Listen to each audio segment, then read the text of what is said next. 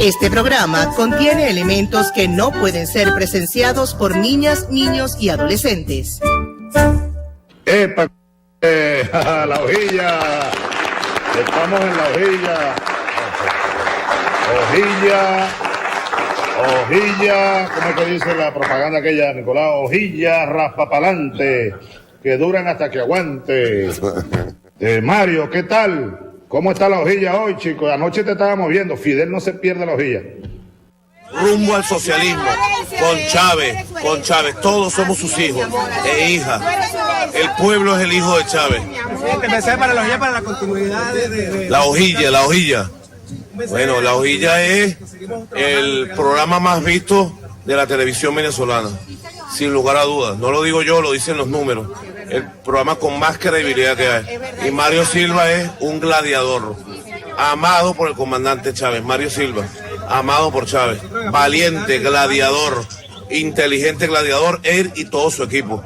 Así que honor a Mario Silva y a su programa La Hojilla, que en vida del comandante Chávez en este planeta, digamos, en vida terrenal, bueno, lo defendió con todo, pues, con todo, con los codos, con las uñas, con la verdad, con todo, siempre lo defendió. Gracias, Mario Silva, gracias, hermano.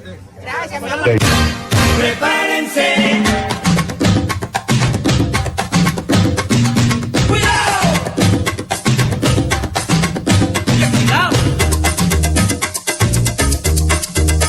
Bueno, yo además de cristiano, yo no soy solo cristiano.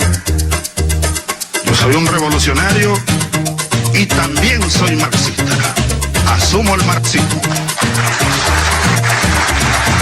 Evolución es sentido del momento histórico. Es cambiar todo lo que debe ser cambiado. Es igualdad y libertad plena.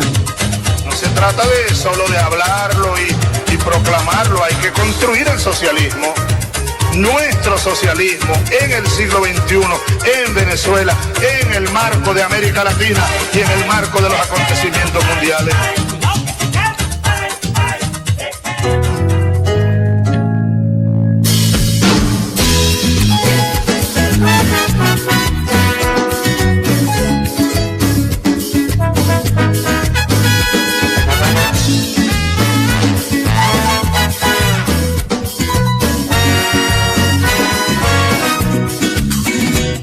Mi bandera es cafecito bien temprano en la mañana, cuando levanto al trabajo, al estudio, a la jornada. Mi bandera es sabor, arepita bien tostada. Mi bandera es aquel beso con amor para mi amada. Mi bandera es conciencia, es mi historia, libertad.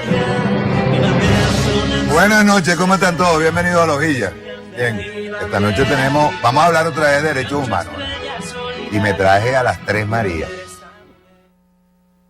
Yo sí, me traje a las Tres Marías, hasta las puse elegantes ahí, miren, montamos un nuevo escenario.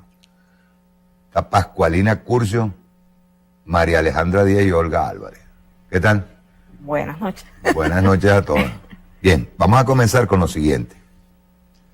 Yo quiero pasar primero un video, unas declaraciones que dio Diosdado Cabello. Me interesan, porque quiero también emitir opinión al respecto. Y después de ahí vamos a desarrollar realmente cuál es el problema. ¿Cuál es el problema de fondo? Bueno, no debemos permitir que nos desvíen de lo que es el problema de fondo y sobre todo entendiendo que el 5 de julio se emite el informe de la señora Bachelet que visitó el país. Entonces hay que ser claros, pues nosotros tenemos que desarmar cualquier matriz de opinión ahora mismo, en este momento, para irnos a fondo a lo que es realmente el problema de violación de derechos humanos, de violación y delitos de lesa humanidad que se están cometiendo contra el país. No hay que dejar pasar que aquí se estaba planificando bombardeos, se estaba planificando explosiones, se estaba planificando un atentado y muerte del presidente Nicolás Maduro, de su señora Cilia Flores, de sus hijos, de Diosdado Cabello. Eso nunca se olvide, Incluso en uno de los audios se habla de la posible eliminación del presidente del Tribunal Supremo de Justicia. No olvidemos eso. Y no olvidemos también que en medio de esa masacre hubiesen caído civiles, la Carlota, civiles, en bombardeos civiles, en sitios, en el mismo Miraflores, que está rodeado de residencias. Eso nunca lo olvidemos. El problema de fondo es ese. Y si vamos más allá, el problema de fondo es el país, que está siendo asediado, bloqueado, sancionado. Eso tenemos que tenerlo muy claro y no se puede pasar por alto. Lo demás, todo es lo que siempre han hecho los medios de comunicación de la derecha, la ultraderecha y todo el fascismo que viene de Miami y el fascismo que viene de Washington. La señora Bachelet de aquí se fue entendiendo, y le mando un saludo a la gente de Fundalatin. Yo la había invitado, pero un saludo desde acá, a María Eugenia, un abrazo. Lo había invitado. Supongo que esta no es una tribuna en donde ella pueda exponer problemas, siendo ella acreditada por la misma ONU. Pero no hay problema, tranquilo, nosotros vamos a tratar de hacer el trabajo. Pero no hay que olvidar eso nunca. Vamos a ver primero las declaraciones de Diosdado Cabello. Rueda.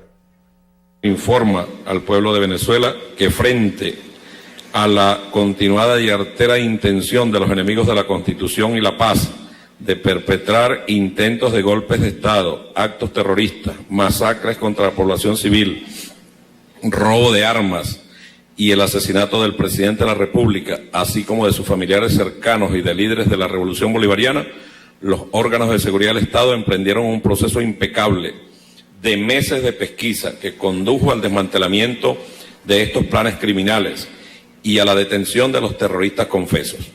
Toda esta investigación se ha realizado con respeto absoluto al debido proceso y a los derechos humanos, como es condición indispensable de nuestro Estado constitucional de justicia y de derecho.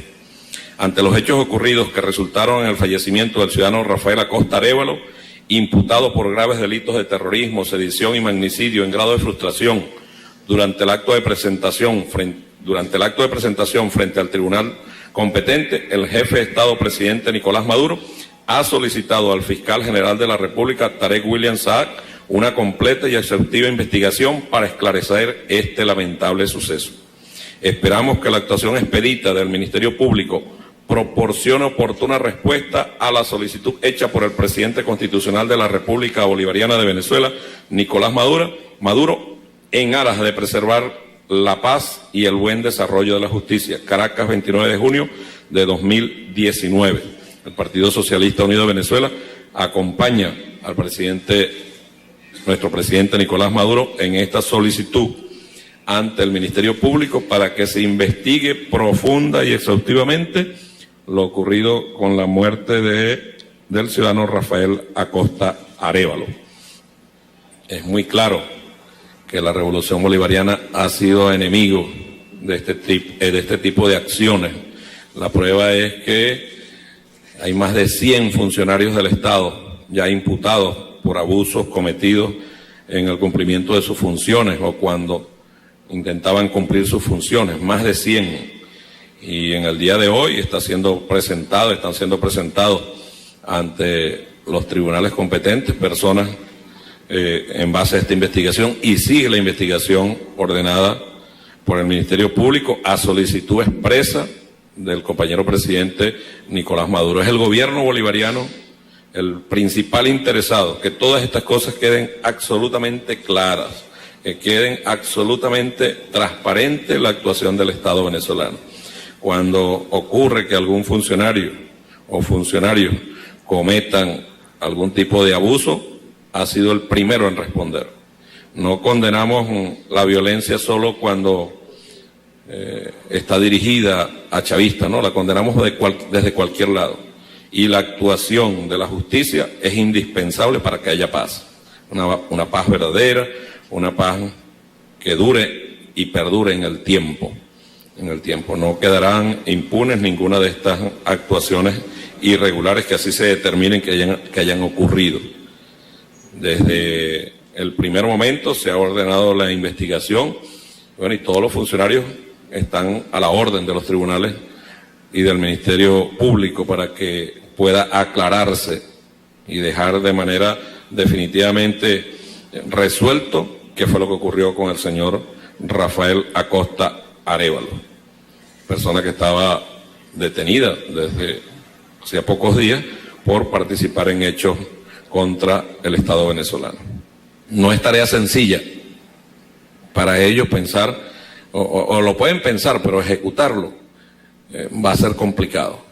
Ahora, ahí está, hablaban de comandos armados con la participación de grupos de israelí,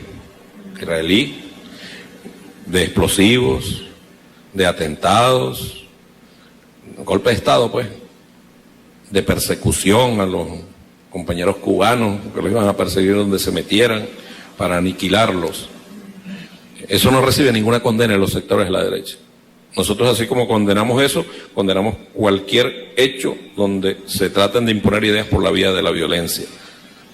Por eso acompañamos la investigación que ha solicitado el presidente al Ministerio Público sobre los hechos ocurridos con el señor Rafael Acosta Arévalo. Que se aclare y que quede bien claro ante el país y ante el mundo que la posición de nuestro gobierno no tiene nada que ver con utilizar ese tipo de métodos. Al final, ellos van a insistir, nosotros también vamos a insistir. Al final de todo esto, con seguridad, nosotros venceremos. Y ellos verán cómo se preparan para las elecciones que vienen, que vienen próximamente, que son las elecciones de la Asamblea Nacional, luego las elecciones que correspondan, y nos veremos las caras allí. Todos los que andan ahorita, porque ellos juegan esa doble, siempre juegan la doble balanza, ¿no? Un lado intentan por la vía del golpismo, de la violencia, del terrorismo, y eso no era solo contra nosotros, porque ahí se hablaba en esas conversaciones de colocar francotiradores. Un día uno decía 50 muertos, con 50 muertos, y eso nos va a permitir avanzar, todos se van a asustar con francotiradores, son unos asesinos.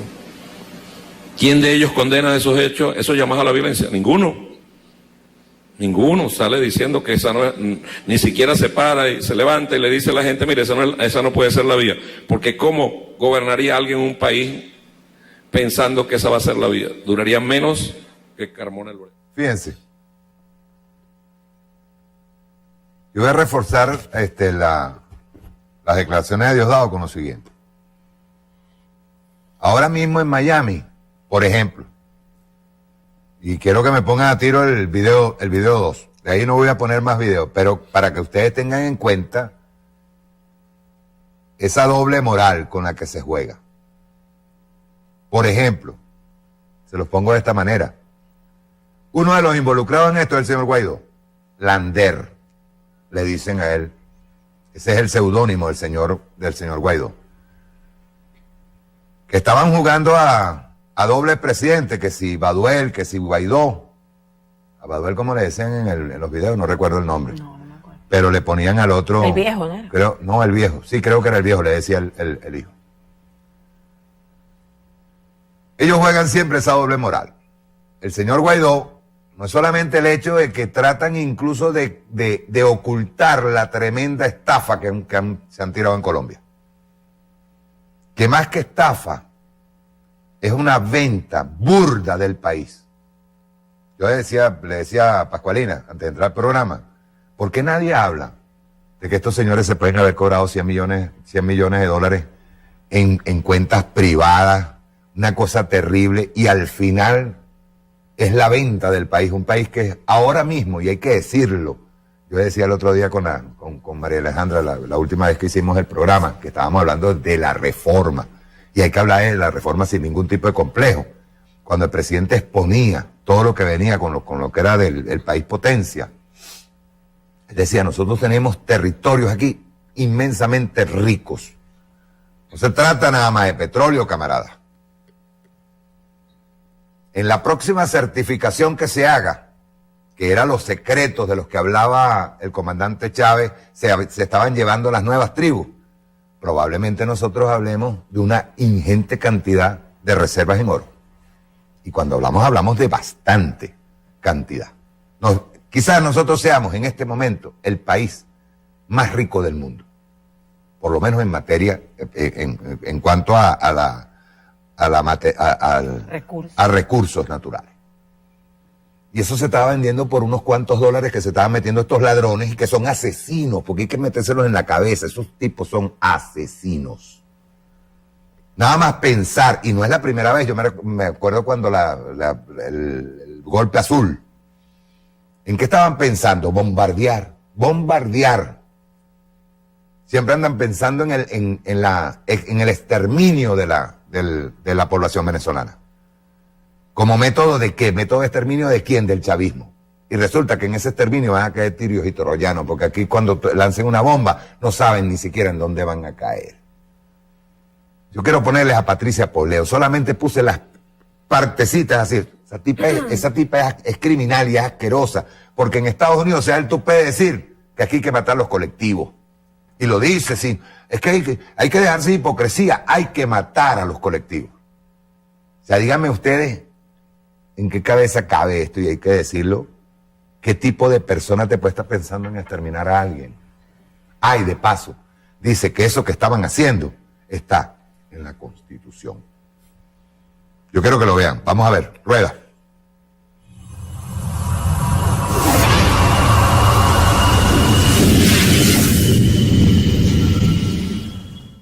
Eso que ellos estaban planificando es lo que queremos los venezolanos, lo que necesitamos los venezolanos, para que se acabe el sistema de gobierno.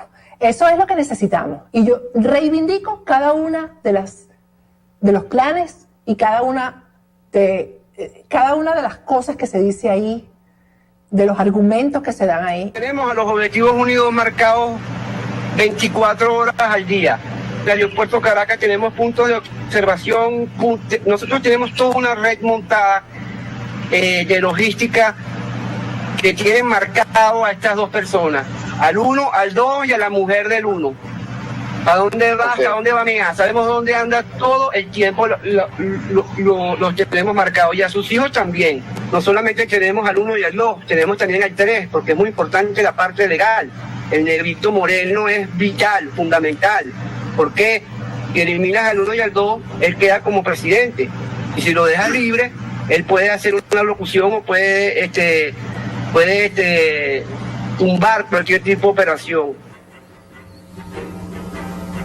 Están hablando de asesinar al presidente Nicolás Maduro, de hacerle un seguimiento permanente a él, a su esposa, a sus hijos, de asesinar al presidente de la Asamblea Nacional Constituyente, el que había identificado como número 2, Diosdado Cabello.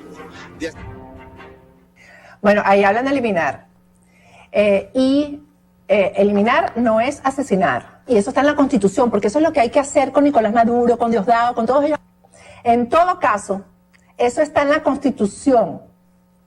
Vamos a escuchar otro de las declaraciones que da uno de los detenidos, alias Cheo, sobre los colectivos. Soy egresado del Cuerpo Técnico Policial, me citó un sitio en la Mercedes, y me dijo que él lo había contactado un agente de un grupo de una general Sucre, para hacer una incursión contra el gobierno. Que la función primordial que íbamos a cumplir era con unos efectivos militares contrarrestar el ataque de los colectivos. Los colectivos. A esos colectivos, a todos hay que matarlos. Matarlos, porque son unos criminales. Y a eso se refería alias Cheo. Vamos a ver la otra parte en la que alias Cheo habla también de los colectivos. Nosotros vamos a empezar a matar a los colectivos de una, meterlos y matarlos. Eso es lo que hay que hacer. ¿Quién no quiere? A ver, ¿quién me dice a mí hipócritamente que no quiere que maten a los colectivos? ¿Quién no quiere que maten a los colectivos? Yo quiero que maten a los colectivos. Y eso es lo que hay que hacer, matar a esos criminales. Eso es lo que queremos los venezolanos. Un militar que cumpla con ese plan. El plan no es la negociación, el plan no es la conversadera, el plan no es Oslo, el plan es ese. Eso es lo que hay que hacer. ¿Quién no quiere? A ver, ¿quién me dice a mí hipócritamente que no quiere que maten a los colectivos? ¿Quién no quiere que maten a los colectivos? Yo quiero que maten a los colectivos. Y eso es lo que hay que hacer, matar a esos criminales. Eso es lo que necesitamos, un plan de esos que se ejecute. Eso es lo que necesitamos. Eso es lo que hay que hacer. ¿Quién no quiere? A ver, ¿quién me dice a mí hipócritamente que no quiere que maten a los colectivos? ¿Quién no quiere que maten a los colectivos? Yo quiero que maten a los colectivos. Y eso es lo que hay que hacer, matar a esos criminales.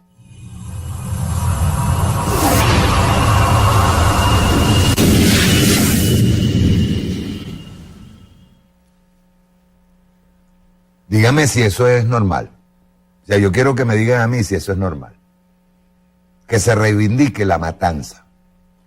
O sea, vamos a ponerlo de esta manera. Ellos sacaron un documental que se llama Chavismo, la peste del siglo XXI. Nosotros hemos mostrado pruebas al país, o sea, Jorge Rodríguez mostró pruebas al país de un plan criminal. Que está, ojo, esta señora reivindicó también el magnicidio, la voladura con el dron, en donde iban a matar a todo, escúchese bien, a todo el tren ministerial, alto mando y al presidente de la República y a Silvia Flores, a todo el mundo, a la primera dama. ¿Qué es esto? ¿Qué pasó aquí? Que nosotros hayamos perdido todos los valores. Pues esta tipa está loca, pero ella sí como reivindica. Hay como una desesperación, ¿saben? Desesperación, me lo decía ahorita María Alejandra, y estoy totalmente de acuerdo. Desesperación, porque el plan se les cayó. El plan criminal se les cayó. Y esa mujer en ese programa llora. Y yo de verdad creo que llora ciertamente. O sea, porque la tipa es criminal de mente, de cuerpo, de alma.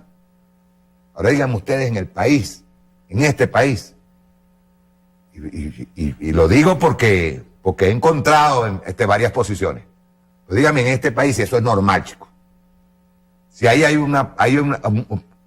se pueda sacar algo de cordura en medio de la oposición venezolana. La oposición misma de Guaidó ahorita. ¿Ustedes creen que todo este juego, qué es lo que anda buscando? Probablemente, y yo lo voy a decir, probablemente venirse con una arremetida mediática, como siempre lo han hecho, para evitar lo que todo el mundo quiere, que es sentarse a una mesa de diálogo. Empezando por ahí. Segundo, declarar al país estado fallido o estado forajido. Tercero, arrancarse de una para otro Consejo de Seguridad. ¿Ustedes creen que todo esto está normalito? No, hay que tenerle miedo a esto. Miedo, yo no digo miedo, hay que enfrentarlo. Hay que estar alerta. Porque el Guaidocito anda por ahí, el Lander anda por ahí tranquilito. Y yo le digo de nuevo a Lander, camarada, mire, piense lo que está haciendo. Porque usted mismo, para el imperialismo norteamericano, usted mismo puede ser declarado objetivo. Para crear las condiciones. Y lo peor de todo es que no les está saliendo bien. Porque en el país, tenemos un pueblo resistiendo, trabajando todos los días, saliendo adelante, luchando, todos los días luchando. Ya ustedes con los cuenticos de todos estos cuentos que ustedes se montan encima, todas esas conspiraciones, esas cosas que se vienen y les están inyectando desde el norte, no les sirve. Con este pueblo no les sirve. Y hay que entenderlo. ¿Qué es lo que a qué se está jugando aquí? ¿A un genocidio? La señora Patricia Poleo está tranquila en Miami. Y tenga por seguro que en todos los planes criminales ella y Jaime Bailey lo saben. Y lo disfrutan. Les excita. Cada vez que se piensa en el magnicidio, cada vez que se piensa en la eliminación física del presidente de la República Bolivariana de Venezuela, de su señora, de sus hijos, de Diosdado Cabello Rondón, de todos los liderazgos que hay aquí, incluyéndonos, toda figura pública aquí, en el momento en que suceda, que hipotéticamente, transmutado y cancelado, que suceda una agresión. Ahí está el Comando Sur dando vueltica por toda Latinoamérica. El jefe del Comando Sur, ¿qué está buscando? Y hay algo que hay que decirlo. Muchos de los presidenticos que están ahora, como Macri y compañía, están en muy mala posición. En Argentina gana de nuevo el progresismo. Va a ganar de nuevo. En Brasil no tarda en ganar de nuevo. Y aquí venimos a una nueva oleada. ¿Cómo van a hacer con esos pueblos? Estados Unidos no puede estar apostando una guerra en Latinoamérica. Sería una locura. Bien, vamos a comenzar. Pero quería enseñarles la locura de esto. Esto es la locura. Tú no lo habías visto, ¿verdad? No. A ella no. Es terrible. A mí, sí, bueno. Esa tipa está loca. Loca, me disculpan. Sí. Yo generalmente, yo no descalifico aquí, no me gusta. Pero esa tipa está loca. No, yo la vi desesperada. Sí, ¿sabes? sí. Porque lo que te decía, yo la vi desesperada porque el plan se cayó. Y ellos están detrás de todos esos planes. Ella tiene relación con militares. Y bueno, ellos andan buscando un ejército de mercenarios que les haga el trabajo. Bueno, la utilización de israelí, imagínate. Bueno, ellos tienen rato aquí. De rato. Con intereses, además, en el arco minero. El sionismo no está jugando carrito porque detrás de las ONG está Soros y está el sionismo. O sea, vamos a empezar por ahí. Porque la ONU, no podemos conversarlo, pero ellos cumplen un papel fundamental. Esto lo vamos a tocar más a fondo. Eso ya es otro harina de otro costal, pero yo no había visto. A mí en realidad me sorprendió la actitud de desesperada. Sí, la noté. A mí me parece que están desesperados y lo peligroso es que, bueno, son capaces de cualquier cosa, porque al final, ¿qué es lo que está buscando esta oposición? Llegar al poder como sea. Como sea. Y es el poder por el poder. Y no es por la vía normal. No, pero además tienen un impedimento muy grande. Yo lo he repetido varias veces. Ellos pueden llegar al poder. ¿Cómo van a hacer para entregar al país por pedacitos si hay esa constitución? Entonces tú tienes que echarte al pico la constitución y encima enfrentarte al chavismo y a todo el que se te oponga. ¿Cómo lo vas a hacer? Bueno, matando gente. Genocidio. Un genocidio. Eso es lo que tiene. Ese es el plan. Sí. El plan es que para acabar el chavismo hay que matar 5 millones de personas. O sea, ¿qué es eso? Eso no puede ser. Nadie que tenga aspiraciones políticas puede pensar que va a llegar al poder con un baño de sangre. No sé, digo yo. El que hace política no hace política para matar al otro, porque eso es la guerra. O sea, ¿qué? La guerra por otros medios, la política por otros medios. A través de la guerra, a través de la muerte. O sea, nosotros podemos tener todos los problemas y las diferencias que queramos, pero no se va a resolver a través de la muerte, a través del genocidio y a través de acabar con el otro. Ese es el fin de la política. Yo digo una pregunta aquí que yo hago. O sea, ¿qué pensarán? Pues tiene que haber gente con 4 dedos de frente allá afuera. Incluso en Miami. O sea, ¿qué pensará la gente cuando ve a este tipo de personas actuar impunemente, empezando por ahí en suelo norteamericano, diciendo que hay que matar gente aquí? Porque los colectivos, aquí se habla de colectivos armados todo el tiempo. No, compadre, métase en un colectivo y usted va a ver siembra, usted va a ver producción, usted va a ver organización popular, usted va a ver cooperación en una comunidad.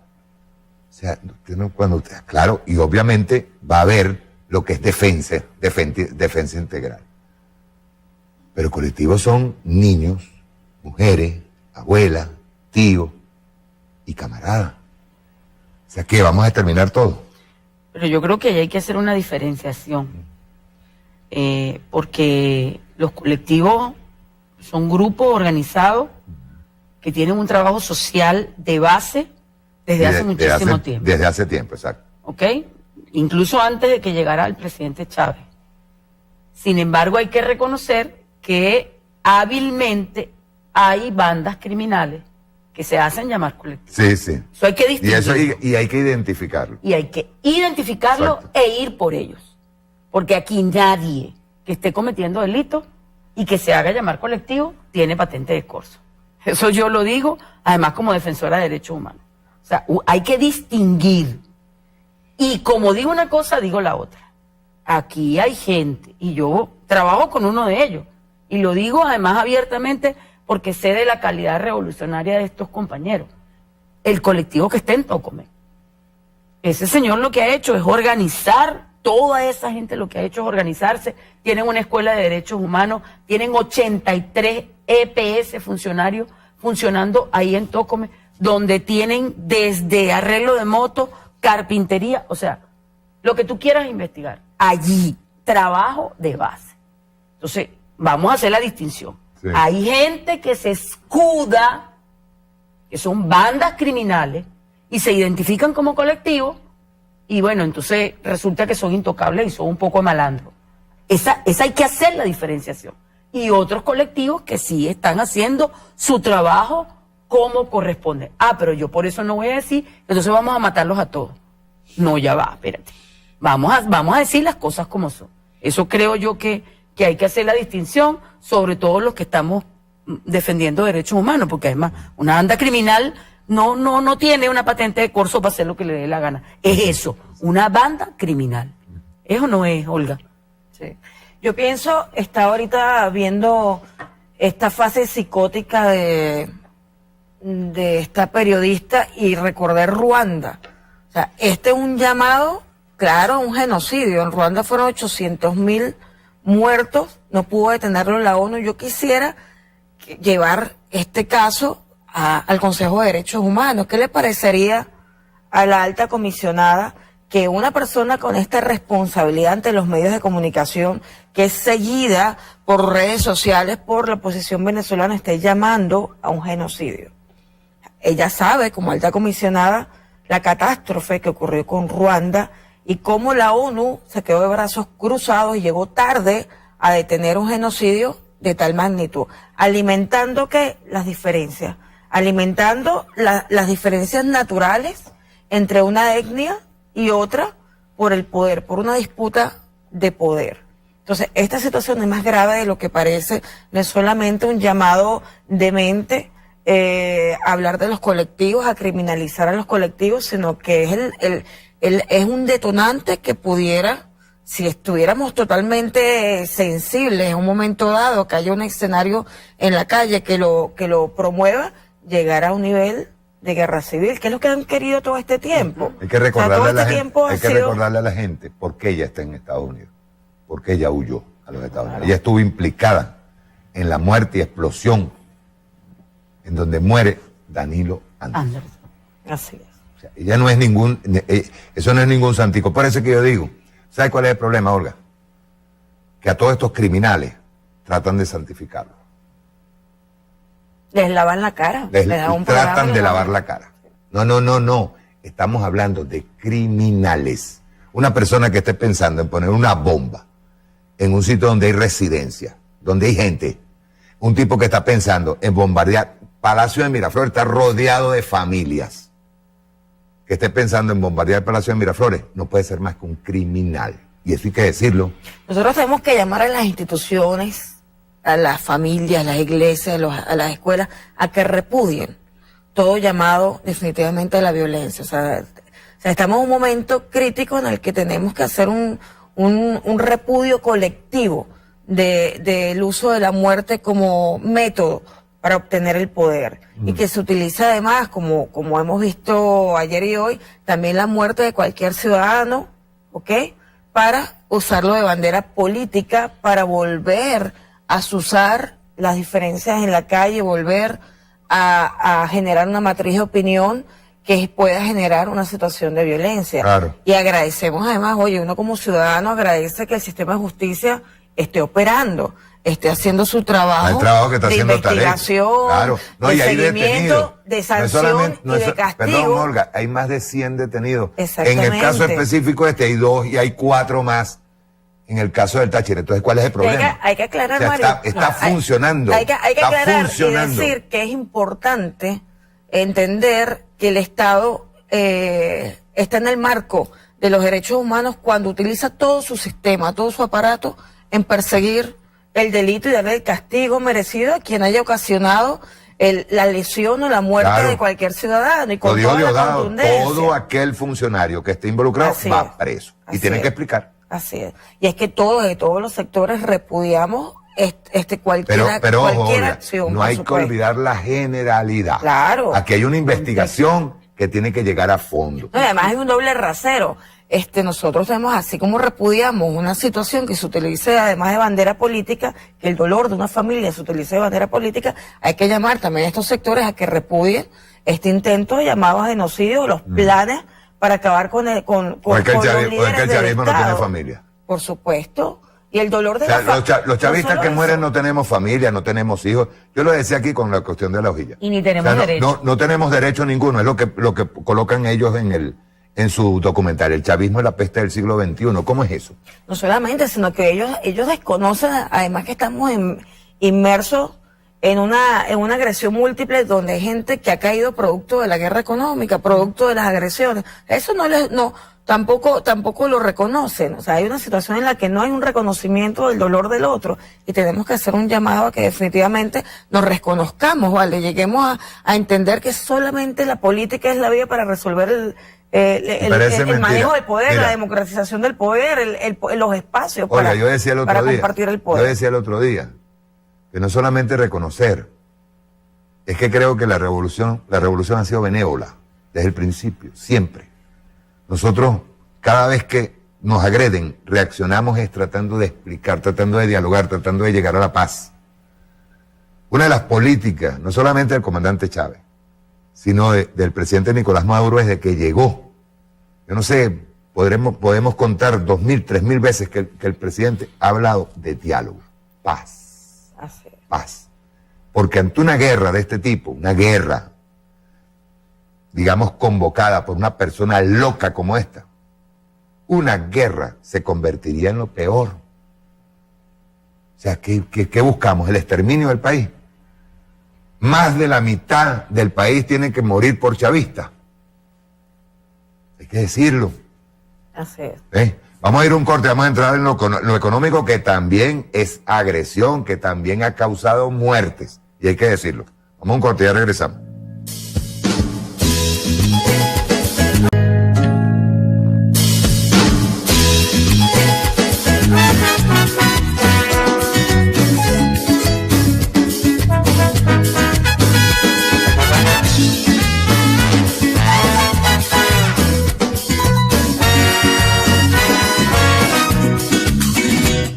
Mi bandera es cafecito bien temprano en la mañana, cuando levanto al trabajo, al estudio, a la jornada. Mi bandera es sabor, arepita bien tostada. Mi bandera Seguimos. Fíjense bien. Voy a leerte rapidito, Pascualina, pero ahora quiero tu opinión aquí. Las sanciones han producido la reducción de exportación de petróleo por parte de PDVSA, siendo Venezuela un país que depende del 90% de las divisas por concepto de su industria fundamental para importar alimentos y medicina, entre otros rubros fundamentales. El bloqueo prohíbe a Venezuela hacer negocios con bonos activos y acciones de PDVSA y del Banco Central de Venezuela, denega su participación en el mercado estadounidense y amenaza a otros actores mundiales cualquier contacto financiero, económico y comercial con el país. El veto a la importación de diluyentes como la nafta es un factor clave. Existe un embargo de facto en la venta a Venezuela de repuestos, insumos y refacciones a sus tecnologías de extracción y refinación de crudo, altamente dependiente de proveedores estadounidenses. El informe del CEPR, que ya lo hablamos la otra vez, ¿verdad?, alude al congelamiento de cuentas, haberes en dinero y bienes venezolanos en el suelo estadounidense, entre ellos Citgo Petroleum Corporation, filial de PDVSA, situación que ha acelerado las pérdidas de ingresos a la nación y la posición discrecional mediante arbitraje del Departamento del Tesoro estadounidense sobre los activos soberanos de Venezuela, todo como parte del efecto Guaidó. Uno de los autores, el reputado economista Jeffrey Sachs, escribe que las sanciones estadounidenses apuntan deliberadamente a destruir la economía de Venezuela y por lo tanto conducir al cambio de régimen. Es una política infructuosa, despiadada, ilegal y fallida, que causa graves daños al pueblo venezolano. En este último sentido, las medidas de administración Trump causaron la muerte de unas 40.000 personas, dice aquí. No ha sido probado, o sea, científicamente, pero sí sería bueno empezarlo a averiguar uno a uno. Para eso creo que Fundalatin también podría hacer una muy buena labor, porque es una cuestión que es inherente a las investigaciones que pueda hacer Fundalatin. Incluso desde la Asamblea Constituyente. Claro. Y desde la Asamblea también, pues estás tú de presidenta Nosotros lo hemos solicitado de la Comisión de Derechos Humanos, claro. En varias oportunidades. Claro. Nosotros tenemos que saber, si alguien murió por una falta de medicamentos, eso tiene que ver con el bloqueo, tiene que ver con... Causa-efecto. Exacto. o si alguien murió por falta de alimentos, también tiene que ver. Aunque la revolución ha sido muy celosa con el tema de los alimentos, muy celosa, tratando de por lo menos cubrir la alimentación. En este último sentido, las medidas de la administración Trump causaron la muerte de unas 40.000 personas en Venezuela, nada más entre 2017 y 2018. Las sanciones han reducido la disponibilidad de alimentos y medicamentos y han aumentado las enfermedades y la mortalidad, señala textualmente el documento. Además, proyecta que la continuidad del bloqueo sobre Venezuela generará más muertes. Realizan una estimación del impacto sobre grupos con estado de salud vulnerable que están sufriendo el bloqueo de medicamentos. Aproximadamente 80.000 personas con VIH que no han recibido tratamiento antirretroviral desde 2017. Otras 16.000 personas que necesitan diálisis, unas 16.000 personas con cáncer y 4 millones con diabetes e hipertensión, muchas de las cuales no pueden obtener insulina o medicina cardiovascular. De agudizarse el esquema de sanciones, el bloqueo y embargo contra Venezuela pueden acelerar un colapso, no solo de la economía, sino de la sociedad venezolana, algo que Bachelet no puede dejar de lado. El bloqueo como crimen de lesa humanidad, los datos anteriores solo comprueban la tesis de que el bloqueo contra Venezuela propiciado por las sanciones de los Estados Unidos es un crimen de lesa humanidad continuado. Las consecuencias están a la vista, por más que Guaidó y la dirigencia opositora lo omitan. En tus manos, Pascualina. Sí. Bueno, varias cosas allí, ¿no? La primera, que nosotros no hablamos, lo hemos dicho, de sanciones. Ellos hablan de sanciones. ¿Por qué? Porque se sanciona a quien cometió, digamos, luego de un juicio se decide que incumplió alguna norma. Ese no es el caso de Venezuela, a pesar de que nos han querido llevar al Consejo de Seguridad de Naciones Unidas justamente para abrir un juicio en contra de la República. No, nosotros no hablamos de sanciones, sino de bloqueo. Y el bloqueo es una agresión. Y como toda agresión, como parte de las definiciones de las guerras, la agresión es parte de la guerra. En este caso, de una guerra no convencional. Entonces nosotros hablamos de bloqueo y de agresión contra todo un pueblo. Y sí, efectivamente, el bloqueo financiero o el embargo comercial, pues tiene un efecto sobre toda la población civil, y esa es la definición de crimen de lesa humanidad que se establece en el Estatuto de Roma, que se dice allí que es un crimen de lesa humanidad todas las acciones que de manera sistemática y consciente afectan a toda una población civil. Y estas acciones son sistemáticas porque hay que recordar que estas acciones no comenzaron ahorita. Incluso allí, retomando el informe de la alta comisionada Michelle Bachelet, ella menciona que las sanciones, las mal llamadas sanciones, comenzaron este año. Esas agresiones y ese bloqueo no comenzó este año. Ese bloqueo comenzó en el año 2013, de manera sistemática. Lo oficializa Barack Obama en el 2015 con el decreto que somos una amenaza inusual y extraordinaria, y luego Trump, a partir del 2017, comienza a bloquear PDVSA, que es la principal industria. Entonces, bueno, para un momentico ahí, Pascualina, ¿obviaron el informe de Desayas? Sí. O sea, porque Desayas ya habla de... Él era relator especial de la ONU, y creo todavía sigue involucrado en temas de derechos humanos. Se ha estado obviando ese informe, y recordemos siempre que el primer comisionado que había de derechos humanos que había anteriormente a Michelle Bachelet estaba abiertamente en contra de Venezuela. Sí. Ese informe Alfred Desayas lo hace a finales del 2017, que es cuando visita Venezuela, y ya para ese momento, por eso repetimos, el bloqueo no comenzó ahorita. Ya para ese momento Alfred Desayas habla de que sí, que aquí hay una situación compleja desde el punto de vista económico, pero que hay que buscar las causas. Y las causas que él identifica luego de hablar con todos los sectores tienen que ver con el bloqueo financiero, el embargo comercial, el ataque a todos los voceros de la Casa Blanca, desde Donald Trump y todos los voceros, cuando dicen de manera abierta: nosotros vamos a intensificar las sanciones.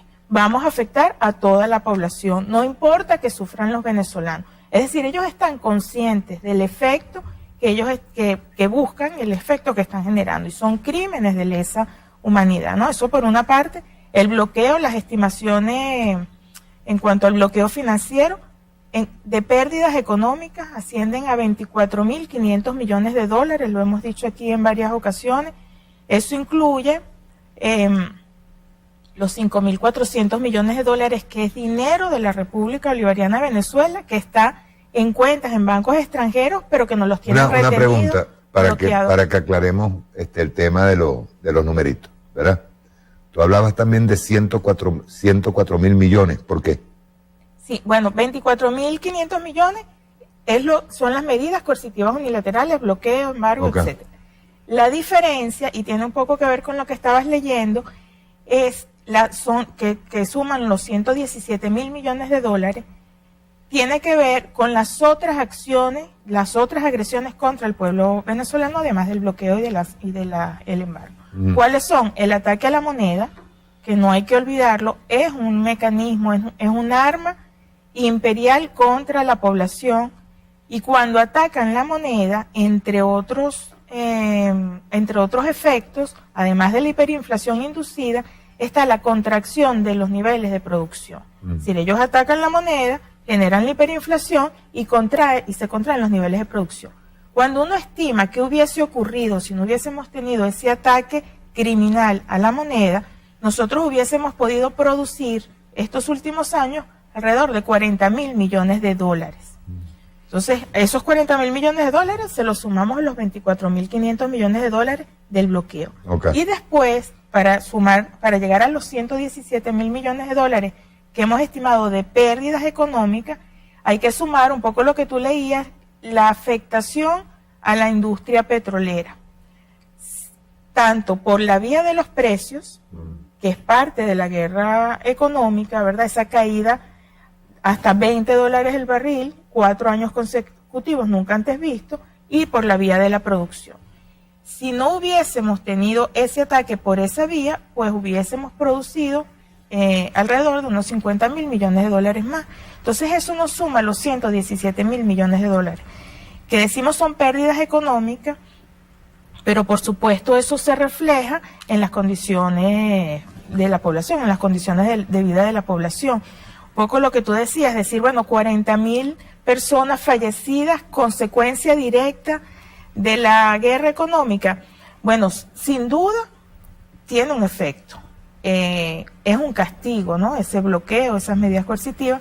Ahora, lo que sí habría que hacer es un estudio para ver directamente esas acciones, esas agresiones, realmente qué implicaciones tienen, en este caso, en muerte. En eso Cuba ha sido sistemático, ¿no? Sí. Ellos llevan anualmente lo que han sido los efectos del bloqueo, incluyendo vidas humanas, incluyendo carencia de medicamentos, incluyendo bloqueo efectivo que hay contra medicamentos y alimentos, ¿verdad? Sí. E insumos. Y ellos han seguido sistemáticamente para hacer el informe anual que le presentan en la ONU, en donde siempre han ganado, se ha ganado democráticamente y por votación pedir el levantamiento de bloqueo. Sin embargo, siempre por el veto de Estados Unidos, y últimamente han sido dos, que ha sido Estados Unidos e Israel, terminan ellos imponiendo su bloqueo. Sí, bueno, es un poco lo que decía María Alejandra, la necesidad de conformar, ¿verdad?, un equipo para analizar el efecto de estas agresiones, que no es solo la guerra económica, aquí también hay un tema de la guerra comunicacional, psicológica, el efecto que ha tenido sobre la población, ¿no?, en los distintos sectores, salud, educación, alimentación, etcétera, ¿no? Eso es bien importante para ir midiendo. Ahora, hay casos que son muy particulares, que sí hay una relación directa con el tema del bloqueo. Por ejemplo, las 20 personas que en este momento están en Italia, trasplantadas de médula ósea, esperando el tratamiento, esos recursos para el tratamiento no le llegan porque salen de PDVSA, pero están bloqueados. Están bloqueados en un banco en Portugal. Al no llegarle los recursos para ese tratamiento, ¿verdad?, allí uno puede observar una relación directa. Eso es parte también de lo que ha venido haciendo Fundalatin. Se dio la tarea de ir para allá, recoger los testimonios de cada una de esas 20 personas para ver cuáles son sus condiciones y cuáles son las carencias en función de ese bloqueo. Entonces hay también trabajos particulares que hay que hacer, más allá, digamos, de estos análisis macro, ¿no? Ahora, sin duda, el bloqueo y todas estas acciones tienen un efecto sobre la población en pérdidas económicas, son crímenes de lesa humanidad. ¿Y qué ocurre? Que uno esperaría que en el informe de Michelle Bachelet se recoja esta situación. Es decir, que se rechace contundentemente cualquier acción de bloqueo, embargo comercial o cualquier agresión económica contra el pueblo venezolano, y no simplemente decir, bueno, las sanciones sin duda pueden estar afectando la condición y la situación de derechos humanos, sin embargo, las sanciones son recientes y la, entre comillas, violación de derechos humanos es previa. Y ahí hay que decir varios aspectos, ¿no? Repetimos, estas agresiones no son desde enero del 2019, son por lo menos del año 2013. Eso es un aspecto importante. Luego, lo que hay que decir es que en Venezuela, este discurso que no se garantizan los derechos humanos en Venezuela, más allá del bloqueo de las medidas coercitivas unilaterales, bueno, hay que revisarlo bien, porque por ejemplo Venezuela aprobó el examen periódico universal en el año 2017. ¿Qué es eso? ¿Qué es el examen periódico universal? Es ese informe que todos los países presentan ante el Consejo de Derechos Humanos, que ella preside, donde están 43 países, ¿verdad? Y revisan derecho humano por derecho si se están garantizando estos derechos humanos. Venezuela pasó ese examen en el año 2017, es decir que en Venezuela se están violando los derechos humanos desde hace tiempo, bueno, contradice la propia decisión de ese Consejo de Derechos Humanos que aprobó el informe del examen periódico universal. Entonces hay un manejo allí del discurso que es importante precisar. Nosotros pasamos ese examen, las mal llamadas sanciones del bloqueo tienen un efecto, pero además esas sanciones son desde el 2013 y a pesar de ese bloqueo, Venezuela, digamos, se han hecho todos los esfuerzos para garantizar los derechos humanos. ¿Qué esperaríamos también nosotros de ese informe que se va a leer el 5 de julio, además de rechazar contundentemente cualquier agresión, ataque a la moneda, que es un poco lo que dice Alfred de Saya, que como tú bien dices, no se recoge en ninguno de los informes, ni del anterior alto comisionado, ni ahorita, ¿no?, de la actual alta comisionada. Además de rechazar esas agresiones, también rechazar, por ejemplo, contundentemente las amenazas de intervención militar, ¿verdad? Porque eso viola, y si no que lo digan aquí las abogadas, viola el derecho internacional. Sí. O sea, está clarito en la Carta de las Naciones Unidas que ningún país puede amenazar, presionar a otro país para lograr sus objetivos. Entonces, en el momento en que Donald Trump dice cualquier opción está planteada, incluso la intervención militar, pues entonces eso contradice la propia Carta de Naciones Unidas. ¿Y quién mejor que la defensora de los derechos humanos, alta comisionada, para decir, ya va un momentico, usted no puede estar amenazando a ningún país de intervención militar, porque entonces está violando el derecho internacional? Tú sabes que no solamente estuvo el jefe del Comando Sur por toda Latinoamérica, visitó creo que Argentina y Chile, estuvo en Argentina y Chile, sino unas declaraciones terribles que hizo el de LATAM, que tiene que ver con seguridad y defensa hacia Latinoamérica, por parte del gobierno norteamericano. Hizo unas declaraciones terribles a BPI-TV en una entrevista que se le hizo. No recuerdo el nombre del tipo. Ahora lo busco. Él habla allí en territorio colombiano, pues está siendo entrevistado en territorio colombiano, y digámoslo, para los que dicen que aquí se viola la libertad de expresión, haciéndolo por redes sociales, BPI-TV, que es de Venezuela, y amenazando con la intervención militar. Bueno, eso la alta comisión, uno esperaría, ¿verdad?, en el marco del sistema de Naciones Unidas, que además fue creado después de la Segunda Guerra Mundial para promover y garantizar la paz, que ningún país esté amenazando intervención militar a otro, ni digamos, todas estas agresiones de cualquier tipo. ¿Qué esperaríamos también en ese informe de Bachelet? Todo lo que estoy diciendo no se ha visto en los informes. Uno esperaría que ahorita en este informe del 5 de julio, pues se refleje. Por ejemplo, el rechazo contundente al llamado a odio. Por ejemplo, el caso de las guarimbas, las personas que fueron quemadas vivas, eso no ha aparecido en los informes.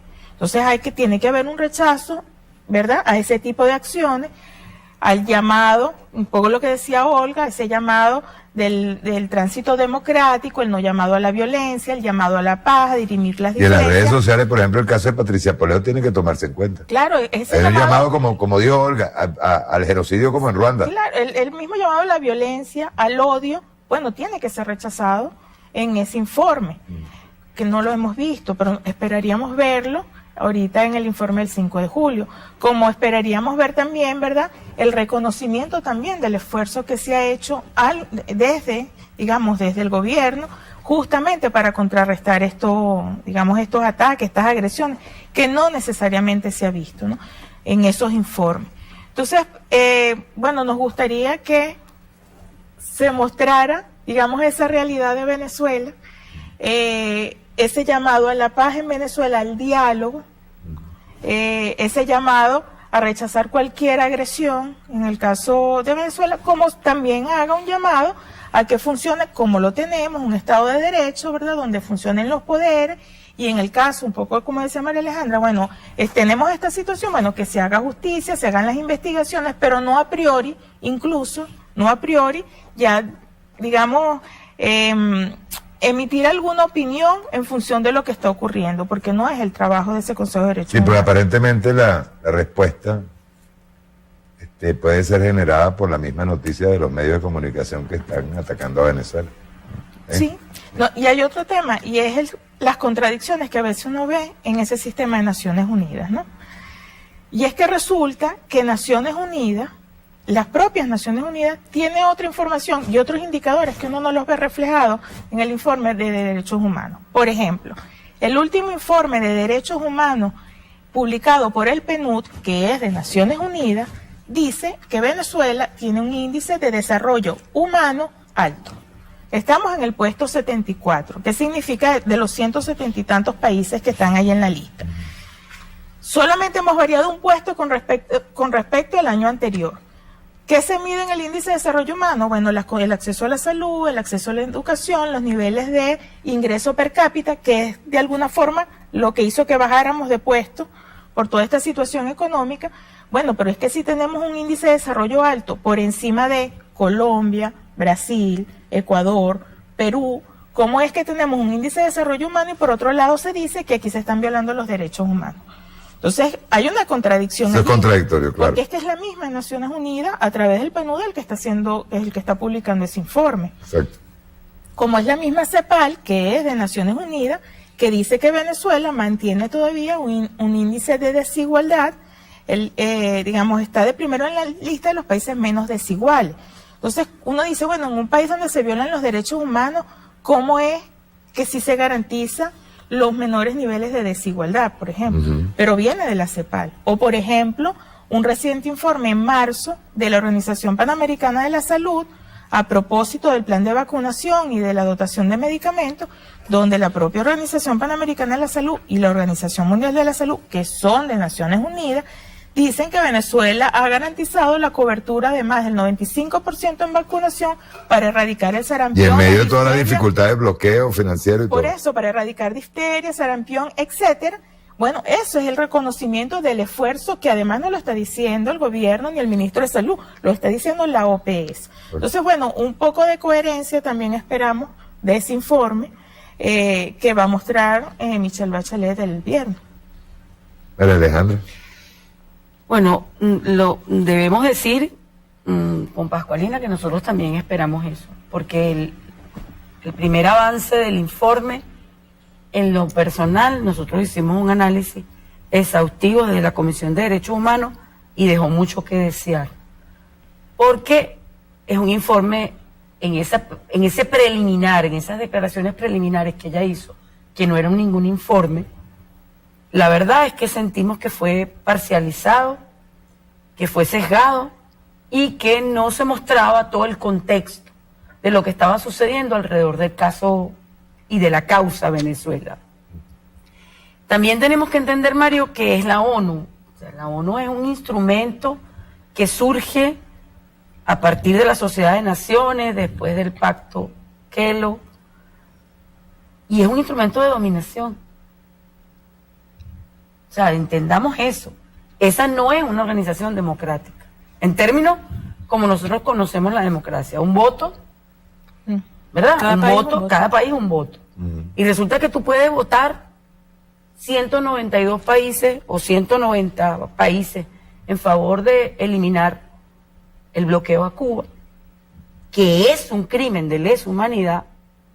Ya lo dictaminó así la Corte Penal en el caso de Irán.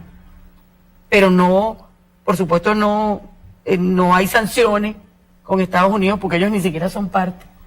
Ellos ni siquiera son parte de la Corte. Entonces, cuando uno analiza cómo funciona, tienes el Consejo de Seguridad, donde 5 países tienen derecho a veto. Entonces, es una organización que debe buscarse la manera de ser refundada. ¿Por qué? Porque es una organización que funciona interesadamente y que además se hace la vista gorda con otros casos que son violaciones clarísimas de derechos humanos. Y yo aprovecho la ocasión para, por ejemplo, denunciar el caso de Yemen.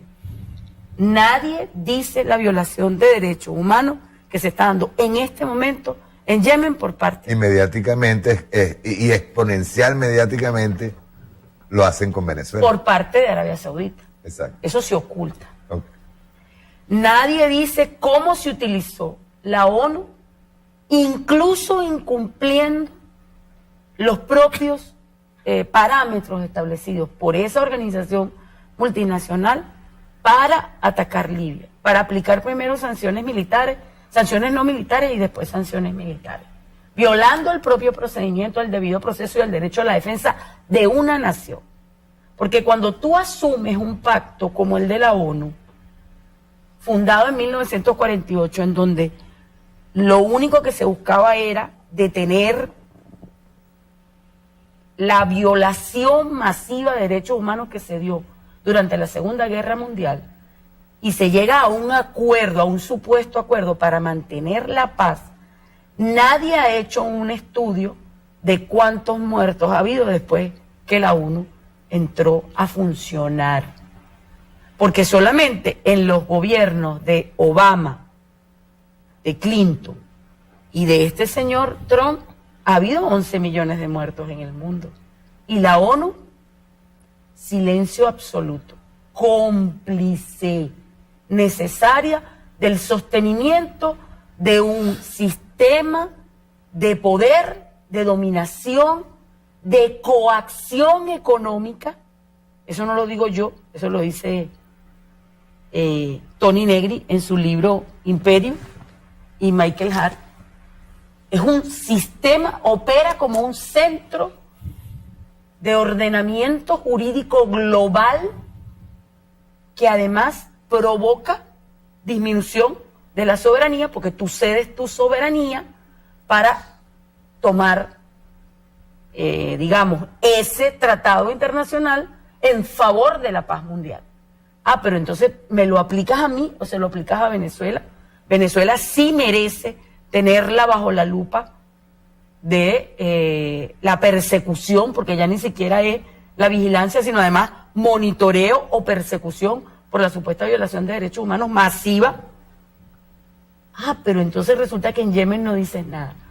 Y no dices nada de los miles de migrantes que en Europa están siendo castigados por un sistema de inequidad, porque ustedes invadieron Libia y más de 1 millón de africanos se fue a Europa. Ni tampoco dices nada de que aquí en el vecino país hay más de 230 líderes sociales asesinados en lo que va de año. Eso no es violación masiva. El país que está al ladito de Venezuela. Pero además tampoco dices... Pasa, ojo, yo creo que llega a los 300 ya desde el año pasado. Pero además tampoco dice que se están muriendo en La Guajira niños de hambre. Es decir, la Guajira colombiana. Claro, la Guajira colombiana. ¿Qué quiero decir con esto?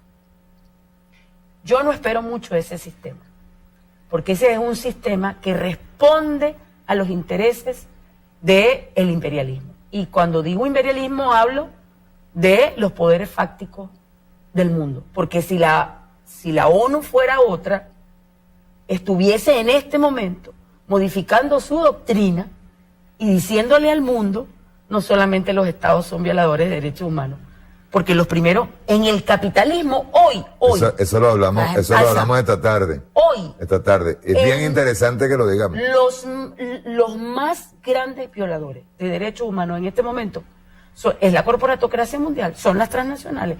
¿O es que acaso una empresa que envenena el agua no está violando derechos humanos, el derecho al agua potable?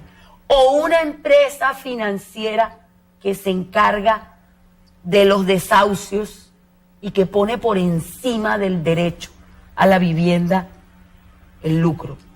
¿Qué es eso?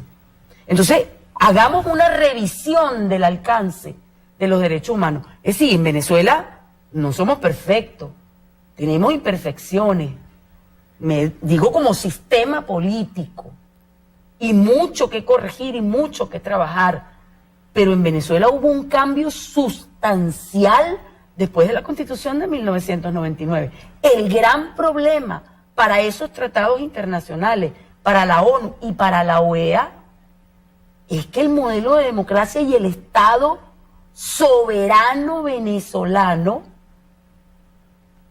dentro de su Estado constitucional de los derechos humanos, es superior. Nuestro modelo democrático no tiene nada que ver con el modelo democrático que ellos defienden. Claro. Entonces, por supuesto que tú le tienes que poner la lupa para tratar de frenar ese mal ejemplo en el mundo. La ONU, como las ONG, que son el poder supuestamente suave, el poder suave desde la moral, sí, porque las ONG están defendiendo derechos humanos. Sí, pero hay que ver a quiénes y cómo lo haces. O sea, también hay que buscar, hurgar quiénes son las que realmente están defendiendo derechos humanos y quiénes lo están haciendo por temas crematísticos, por temas de dinero. Esa distinción también vale la pena hacerlo porque ya hay un tema de doble moral. Entonces, yo en realidad esperaría como Pascualina que la señora Bachelet hiciera mención al contexto en el cual Venezuela ha estado inmersa. Porque esa era la discusión que teníamos permanentemente en la Comisión Interamericana de Derechos Humanos, Mario, cuando estábamos en la OEA, donde nos incluyeron en el capítulo 4, un capítulo que ellos crearon a imagen y semejanza para incluir allí aquellos países que ellos consideraban que debían estar bajo vigilancia, bajo tutela. O sea, ni la OEA ni la ONU tienen moral para decirle a Venezuela cómo debe manejar los temas de derechos humanos, sobre todo cuando esconden, además, amplias violaciones de derechos humanos en otros países, con un comportamiento, además, que avergüenza, porque lo que está sucediendo en Yemen, lo que está sucediendo en Palestina, Mario, lo que está sucediendo en Libia, lo que está sucediendo en Siria. Entonces, hay que llamar la atención sobre el papel que deben cumplir esas organizaciones defendiendo realmente los derechos de los humanos frente, por ejemplo, al atropello del capitalismo que desahucia a la gente, que la expulsa, de los migrantes, y que en realidad se defienda el bien común, el interés general, frente al avasallamiento del capital contra lo humano. Eso creo yo que es fundamental. Hay una cosa, Olga, que me llama la atención con respecto a cuando se generan estos debates en la ONU. En el caso de la comisionada, la alta comisionada de derechos humanos, que los debates no se hacen, digamos, por ejemplo, como una sesión de la ONU. Como, por ejemplo, cuando hacemos un debate dentro de la Asamblea Nacional Constituyente, pues en este caso, donde nosotros generamos un debate en donde participan todos, ¿verdad? Y te limitan el tiempo. O sea, tú, por ejemplo, yo puse ahorita a Pascualina que hiciera todo en detalle, todo lo que ella tiene en lista de lo que tendría que haberse expuesto para la defensa, o por lo menos los argumentos que nos defiendan a nosotros de cómo se están violando los derechos humanos, ¿verdad? Sin embargo, vienen y te dicen, no, tienes 5 minutos para hablar. ¿Por qué? O sea, ¿por qué? No es solamente el hecho de lo que está diciendo María Alejandra, que la ONU está puesta allí para defender intereses que son mucho mayores a la muerte que puedan ocasionar las violaciones de derechos humanos, pero te apuntan a un país que se convierte en mal ejemplo para el mundo, ¿verdad? Mira, el descalabro de la OEA, con toda la actuación del Grupo de Lima dentro de ese espacio multilateral, tuvo como ventaja ahorita que se empiece a discutir el tema del multilateralismo. De hecho, los países del movimiento no alineado presentó una propuesta para ir trabajando la refundación, porque es que se encuentra una ONU que no tiene, aunque tiene múltiples mecanismos, no está asegurando ni la paz, ni la seguridad, ni la ficción jurídica de la igualdad entre los países, porque se supone que en ese espacio multilateral el país inmenso tiene el mismo derecho que un país pequeñito. El poderoso tiene el mismo derecho. Eso está en la Carta de las Naciones Unidas. Claro, esa es la ficción, esa es la ficción dentro del multilateralismo, y eso no se está cumpliendo realmente. O sea, el poderoso sigue avasallando y sigue pisando al que más pequeño o al que no tiene los mecanismos suficientes para defenderse.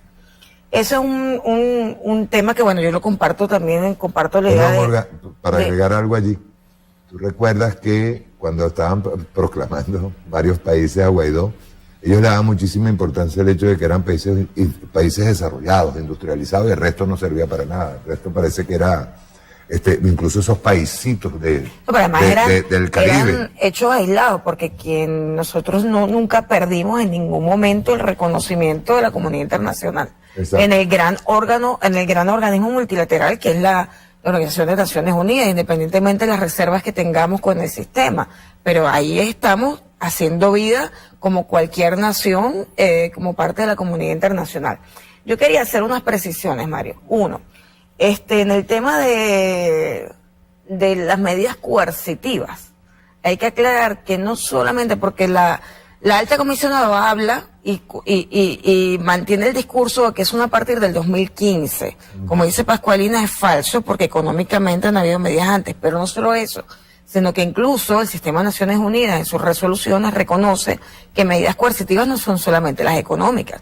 Estamos hablando de medidas políticas, de lobbies diplomáticos, de compromisos a nivel internacional que se dejan de cumplir para poder hostigar a un país al que se le quiere doblegar políticamente. O sea, recuerden, y es bueno recordarle a la alta comisionada, quienes puedan estar en el diálogo interactivo en el momento que ella dé el informe, que hay resoluciones incluso de 1970 de las Naciones Unidas, de la Asamblea General, que dicen claramente que ningún país puede aplicar ningún tipo de medida para coercionar. ¿Qué significa coercionar? Doblegar, o sea, doblarle el brazo a un país para que cambie su modelo económico, su modelo de relaciones, su modelo político. O sea, está absolutamente prohibido en el derecho internacional ya desde 1970. Y pareciera que la alta comisionada ignora esto y cree que solamente el decreto Obama en adelante es el que genera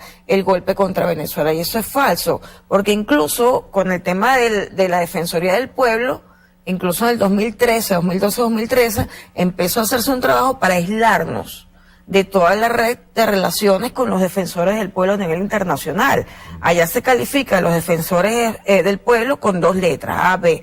Y a nosotros nos quitaron la letra A porque se les ocurrió que porque la defensora del pueblo por el momento, que era Gabriela Ramírez, lamentó la muerte del presidente Hugo Chávez, ella no merecía ser defensora del pueblo. Y le descalificaron, la sacaron del juego. Eso es un método político coercitivo contra un país. Por ejemplo, eso hay que relacionarlo en el informe, en el contrainforme, que seguramente nos tocará hacer a nosotras. Me parece hipócrita el hecho de que tengan que mantener, por ejemplo, un relator o un organismo o una fundación que sea reconocida por la Alta Comisión de Derechos Humanos, no puede emitir por ejemplo, en este caso, digamos, una nota de condolencia, por ejemplo, en este caso. Por supuesto, el presidente que sea un presidente de la República que fallece y no se puede hacer porque es descalificada inmediatamente. Fue una medida coercitiva, pero de tipo político, que se utilizó para aislar a Venezuela. Empezó la tenaza, ya la tenaza había empezado, incluso el financiamiento de ONGs, el financiamiento de programas de partidos políticos que van direccionados a vulnerar al Estado-Nación, son medidas coercitivas unilaterales. Eso lo dice incluso varios, no solamente la resolución 2625 de 1970 de la ONU, sino otras resoluciones, la del 2015, diciembre de 2015, también habla de ese tipo de medidas. O sea, tengamos claro, Mario, que no es solamente lo económico. No se considera incluso solo lo económico como una medida coercitiva. Y eso hay que aclararlo porque también lo manejan yo he leído algunos informes de ONGs que intentan, hacer análisis de la situación y veo que también hablan solamente de todo el recorrido de las recientes sanciones a partir del 2014. Hay otro tipo de métodos para vulnerar, para aislar y para sancionar y doblegar a un país. Entre ellos el financiamiento a través de la USAID, de NDI, de IRI, que estaban aquí en Venezuela financiando programas sobre democracia, por ejemplo. Son formas de intervención. O sea, cualquier medida que intente intervenir en la política, en la economía, en la vida cultural de un país, es una medida coercitiva, no permitida por el derecho internacional.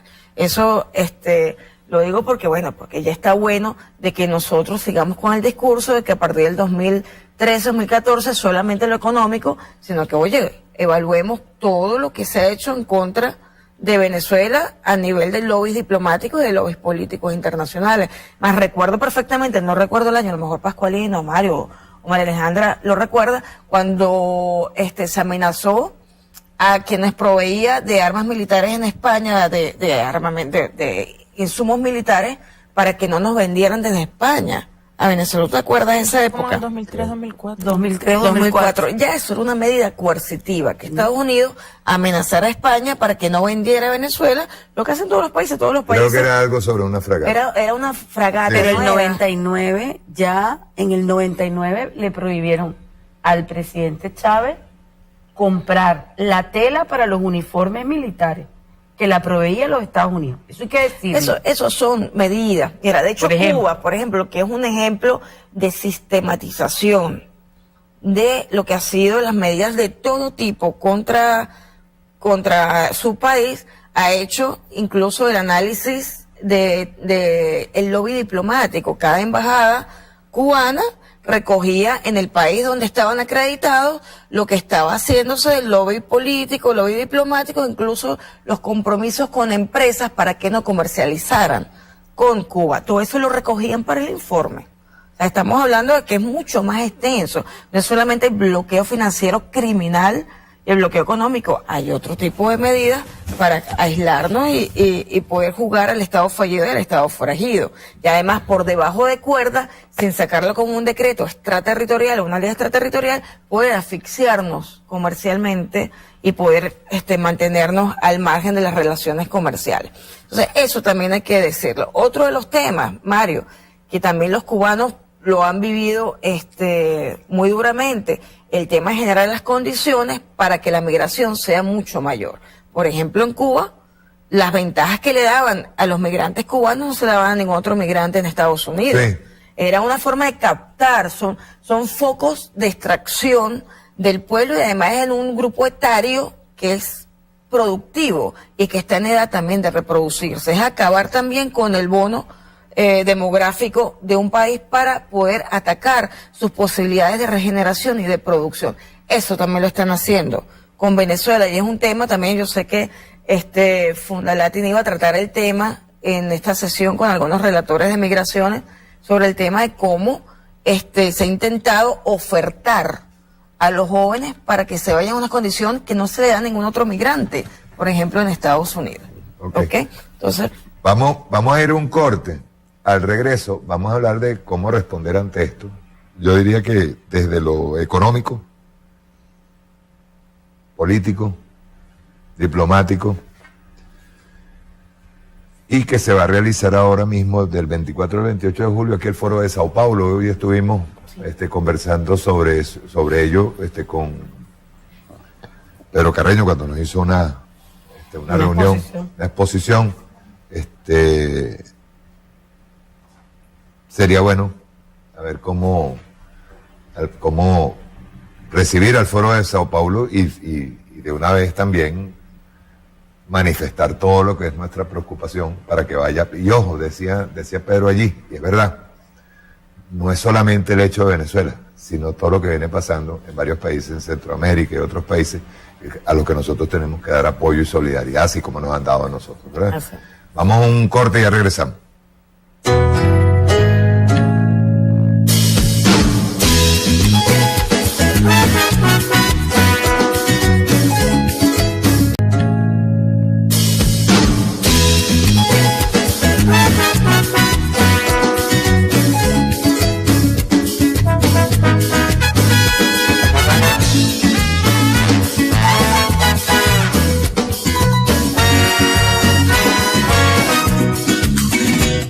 Mi bandera es cafecito bien temprano en la mañana.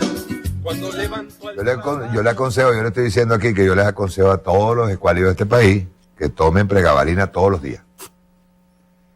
Es la cosa más sabrosa que he visto. Se agarran y andan tranquilitos. Empiezan miren, una pregabalina leyendo la Constitución de la República Bolivariana de Venezuela es un manazo. ¿Sí o no? Bueno, vamos a enseriar. Ve bien. Viene el Foro de Sao Paulo, nosotros tenemos no solamente la oportunidad de sentarnos a conversar y sobre todo hoy hubo la instrucción a que toda la Asamblea Nacional Constituyente se movilice para hacer esas reuniones, para mantener reuniones, encuentros con todo el grupo de países amigos que vienen. Esos países, esos representantes, se habla de 120 países más o menos, han ido confirmando algunos, se conviertan en multiplicadores de nuestra verdad. O sea, ¿de qué es lo que estamos exponiendo? Porque nosotros no estamos exponiendo nada que sea inventado, nosotros estamos exponiendo que es lo que científicamente la misma Pascualina lo ha demostrado, ¿verdad? ¿Cómo utilizar, por ejemplo? De paso, tú me dijiste que tenías que hablar algo sobre el sistema de naciones, ya te vi la cara. Vamos a ver, ¿cómo utilizar el Foro de Sao Paulo? Utilizarlo, ese encuentro entre naciones para que nosotros convertamos en escudo pues nuestra verdad y se vaya al mundo. Sí, bueno, cómo aprovechar ese Foro de Sao Paulo, entre otras, digamos, multipliquen la verdad de lo que está ocurriendo en Venezuela. Pero es que lo que está ocurriendo en Venezuela, que lo hemos dicho varias veces, trasciende las fronteras venezolanas. Es decir, estos ataques, este asedio contra el pueblo venezolano forma parte de un manual que el imperialismo aplica en otros momentos o cada vez que algún país no está alineado a sus intereses. Por lo tanto, no es solamente mostrar la verdad de Venezuela y qué está ocurriendo en Venezuela, sino además como bandera de lucha en contra de esos manuales de guerras no convencionales. Estamos hablando otra vez de esas medidas coercitivas unilaterales, del ataque a la moneda, de esa guerra psicológica, la guerra comunicacional. Entonces, como el Foro de Sao Paulo, digamos, toma como bandera de lucha, se pronuncia en contra de estos mecanismos, en contra de estas armas, con un discurso antiimperialista, ¿verdad? Que de alguna forma es como se constituye, como se funda este Foro de Sao Paulo, porque, bueno, entendiendo, ¿verdad?, que el imperialismo, si estamos hablando de verdaderas amenazas de la humanidad, ese es el imperialismo. Y en ese sentido amarro el comentario que quería hacer de Naciones Unidas, un poco complementando lo que decían las compañeras, y es que ese sistema responde a los intereses del imperialismo. ¿Por qué? Porque más allá de un país un voto, excepto en algunos organismos, porque en el Fondo Monetario Internacional no es un país un voto. En el Fondo Monetario Internacional Estados Unidos tiene mayoría de votos.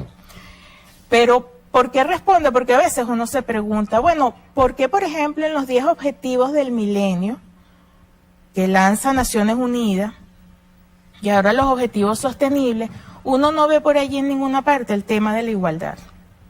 Entonces es bueno, nosotros reconocemos que en el sistema capitalista, que es el que defiende el sistema, se generan pobres, ¿verdad? Bueno, entonces vamos a reducir la pobreza. Pero ¿por qué no se pasea ese sistema de Naciones Unidas?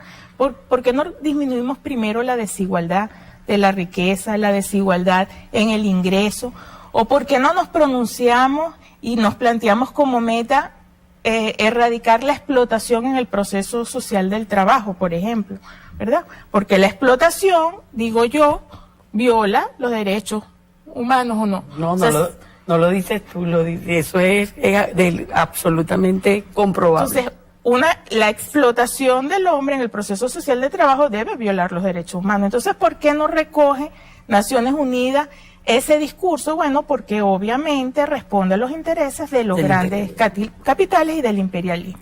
Entonces, el Foro de Sao Paulo, ahora regresando al Foro de Sao Paulo, bandera de lucha, es ese discurso antiimperialista en contra del dominio, de la hegemonía, con distintos mecanismos, con distintas armas imperiales, en este caso de los grandes capitales de ese imperialismo, y avanzar y mostrar, creo que es bien importante, Mario, mostrar desde el caso venezolano cuáles han sido esas armas en el caso nuestro. Por ejemplo, y lo hemos dicho, el tema del ataque a la moneda, eso hay que decirlo.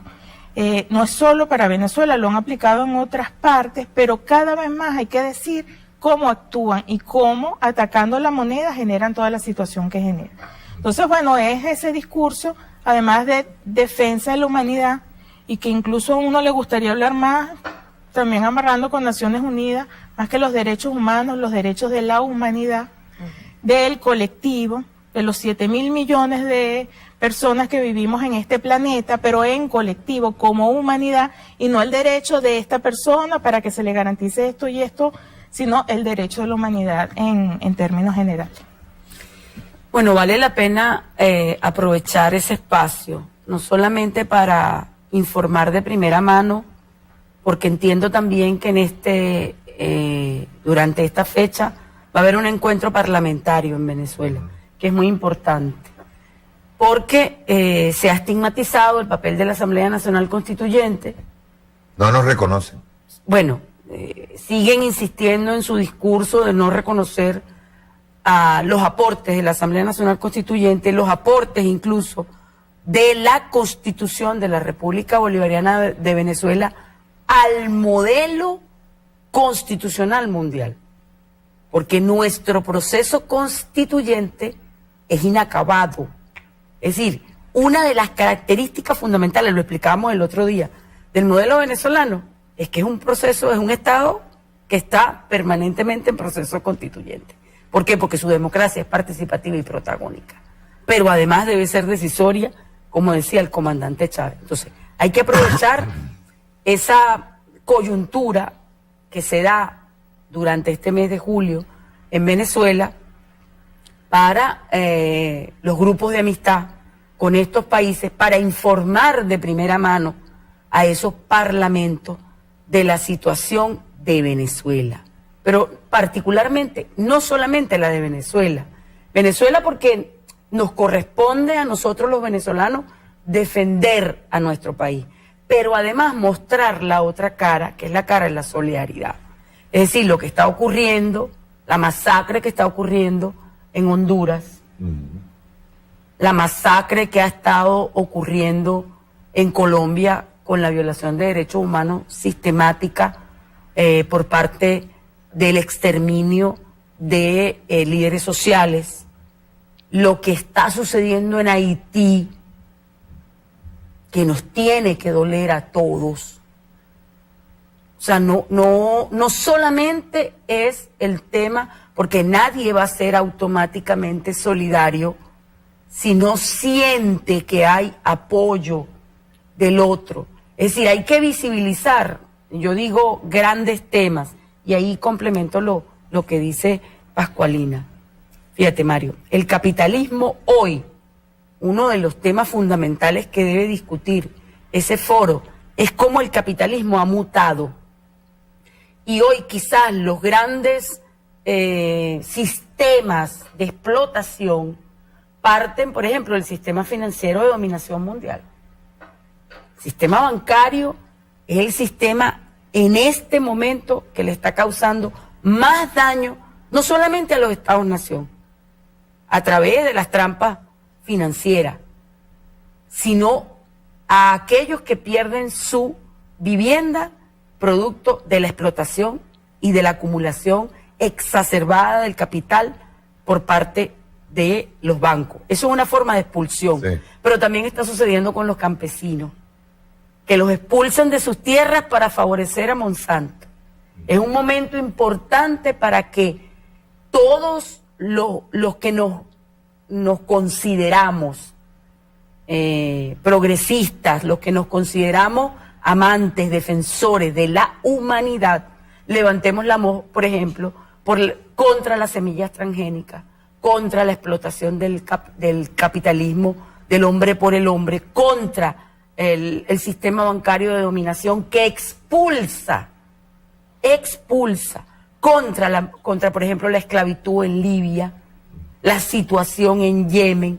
Es decir, es aprovechar el momento histórico que se está dando aquí en Venezuela para visibilizar cómo a través del Fondo Monetario Internacional, de la Reserva Federal, del sistema de dominación bancario, financiero, mundial, se expulsa a millones de personas de una vida normal, o simple y llanamente se les somete a la dominación, a la esclavitud, a una nueva situación de feudalismo, ¿sabes? De dependencia, de dominación.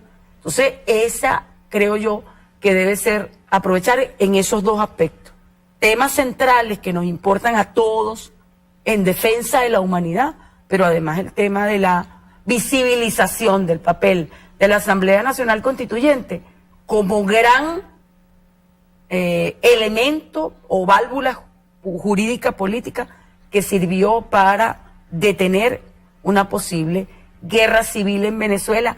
Además, sí, su máximo resultado fue la paz. Sí, pero además que ese resultado no sabemos qué pudo haber ocasionado en la región, porque a través de la guerra económica tú has ocasionado una migración que es de carácter económico. Yo creo que eso es un tema que hay que discutir. No, ¿qué tipo de migración es la venezolana? ¿Ok? Porque el venezolano no emigraba de su país. O sea, eso está sucediendo a partir de qué. ¿Cuáles son los factores que están impulsando y empujando? Porque tenemos noticias, por ejemplo, de que se han llevado mucho médico y mucho técnico a otros países que no les costó nada a esos países, por ejemplo, formarlo. ¿Me explico? Entonces, sí, hay que buscar las causas. ¿Para qué? Para enfrentar unidos, en bloque, como decía Chávez, en bloque, enfrentar al imperialismo que, bueno, que en su más grande expresión es la que tenemos hoy con el neoliberalismo y la expresión de este capitalismo desbordado. Mira, Mario, el Foro de Sao Paulo es además una gran plataforma internacional. O sea, imaginémonos un tejido, aquí vendrán 500 representantes del mundo entero, pero son representantes de millones de personas que hacen vida en sus diferentes movimientos sociales, partidos políticos, estructuras organizadas que pueden llevar adelante acciones concretas.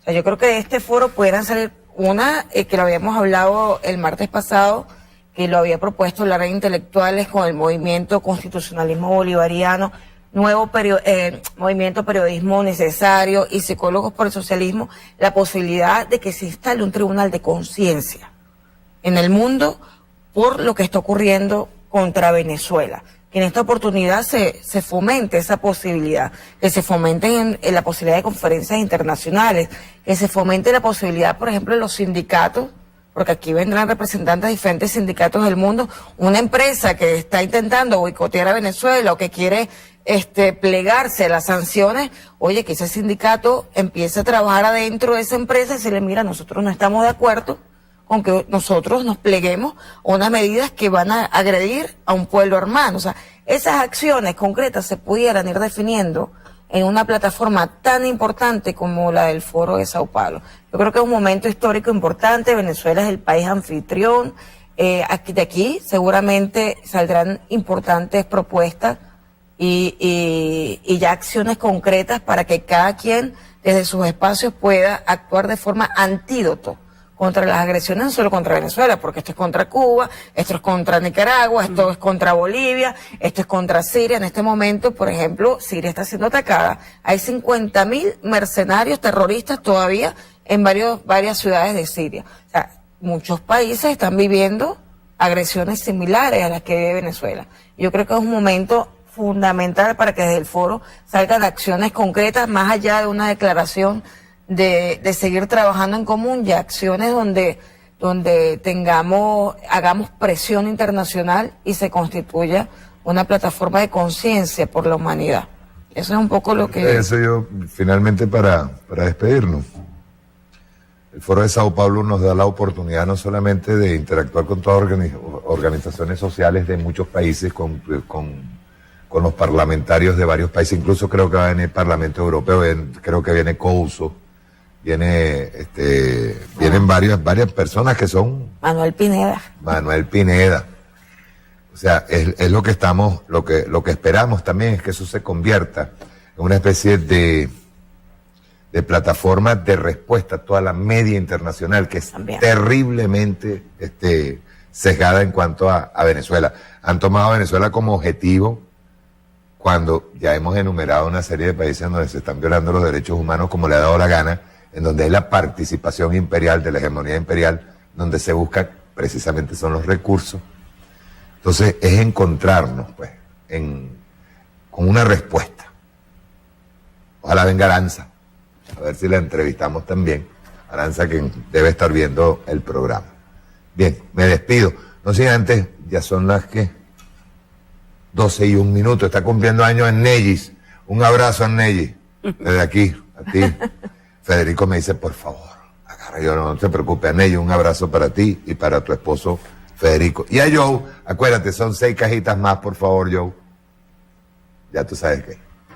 Chao, nos vemos el próximo sábado.